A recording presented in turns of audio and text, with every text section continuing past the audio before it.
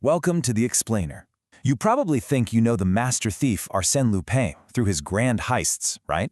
But what if the real secrets weren't in the safes he cracked, but in the stories he decided to tell? Today, we're diving into the one book where the gentleman burglar finally confesses. Right, so we all know the Lupin of these epic adventures and sprawling novels. You know, the guy battling for legendary treasures, but this one book, it completely flips the script. The Confessions of Arsène Lupin isn't just another heist story, not at all. It's a collection of secrets, where the focus shifts from what he stole to why he was so good, and what it all cost him in the end. So let's forget the big, sprawling novels for a minute. This book is a whole different beast.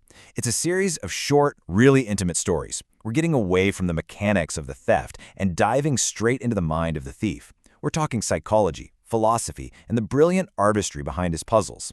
This is a more mature, kind of reflective Lupin, looking back on his life of crime. So, what does this more philosophical Lupin actually look like? Well, you gotta remember, after the incredible high stakes and the trauma of his earlier adventures, the man we meet in these pages, he's changed. He's more thoughtful, way more analytical, and you can just feel this current of melancholy running right underneath all that bravado. Okay, now let's get one thing straight. He is not apologizing for his crimes here. Far from it. What he's offering is a masterclass. In every single story, Lupin is basically teaching us how to see the world the way he does, like it's this grand puzzle box, just filled with clues and secrets that pretty much everyone else overlooks. So, to kick things off, you have to understand that Lupin's greatest tool was never a lockpick. It was the human mind. The story, The Infernal Trap, is just a perfect example of how he could win by manipulating psychology, not some piece of hardware. This setup is a total classic. You've got this wealthy, incredibly arrogant banker who builds what he calls an impenetrable safe. And then, get this, he has the nerve to publicly challenge Lupin to crack it. He sets this infernal trap that he's sure is going to be the master thief's downfall. So, how in the world does Lupin walk away with the money? And here's the brilliant part. He never even tries to crack the safe. Nope. Instead, he stages this masterclass in psychological warfare.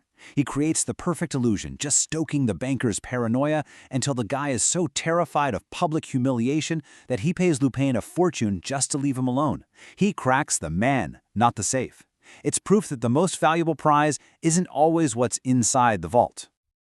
Now, this ability to see beyond the surface, it isn't just for pulling off cons. Lupin's real genius is in his incredible power of observation and this almost fanatical devotion to scientific deduction. He just has this knack for finding perfectly rational explanations for things that seem, well, completely impossible.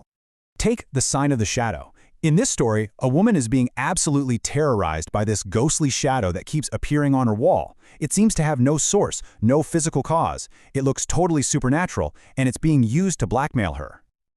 The police are, of course, baffled, so Lupin gets called in. What could possibly be creating a phantom that just appears and vanishes whenever it wants?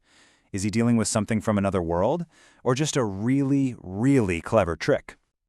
The reveal is, it's pure stage magic. He finds this tiny, cleverly shaped object that was secretly placed on a lampshade. When the lamp gets turned on, boom, it projects that terrifying illusion onto the wall. It's a simple trick, right? But it's an incredibly powerful tool for psychological manipulation. And that's the whole point. Lupin sees the science, where everyone else just sees ghosts. This whole philosophy of meticulous observation, it's the secret to so many of his successes. We see it again in The Red Silk Scarf, a case where police find a man who, to them, clearly died by suicide. For them, it's an open and shut case. But Lupin, of course, he sees the tiny details everyone else misses. He notices the knot in the scarf is tied in a way the victim simply could not have done himself.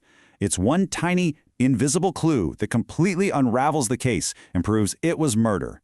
It's just like in another story where a single piece of straw identifies a killer's whole profession. For Lupin, there is no such thing as an irrelevant clue. But, maybe the most surprising confession in this whole collection isn't about his brilliant mind. It's about his heart. For a few brief, really tragic stories, we get this rare glimpse of Lupin's greatest vulnerability, his capacity to love. This arc, told across two stories, is really the melancholy core of the entire collection. He falls deeply in love, And, in his own twisted way, he tests that love by staging a burglary. When she passes his test, he's ready. He's preparing to give up his criminal life for good. But just as true happiness is right there, within his grasp, his past comes roaring back to claim its price. On his wedding day, his fiancée is killed protecting him from an old enemy. It is the ultimate tragedy, and it's his most painful confession. Why? Because it reveals the true curse of his identity. The name Arsène Lupin is a prison that he can never, ever truly escape from. So when you put it all together, what should you take away from all this? These stories, these so-called confessions, they're not just clever puzzles. They come together to paint this complete, really complex portrait of the man behind the myth. We see he is so much more than just a thief. He's the scientist who debunks ghosts with pure logic. He's the psychologist who weaponizes fear itself. The detective who sees the invisible. The artist who solves ancient mysteries. And finally, the tragic hero. A man capable of profound love and just devastating loss. Which leaves us with one final thought. The Confessions suggest that Lupin's greatest heist was never for jewels or for money. Maybe his most impressive illusion of all was the carefree adventurer he showed to the world. A mask, hiding the complex, brilliant, and ultimately cursed man underneath.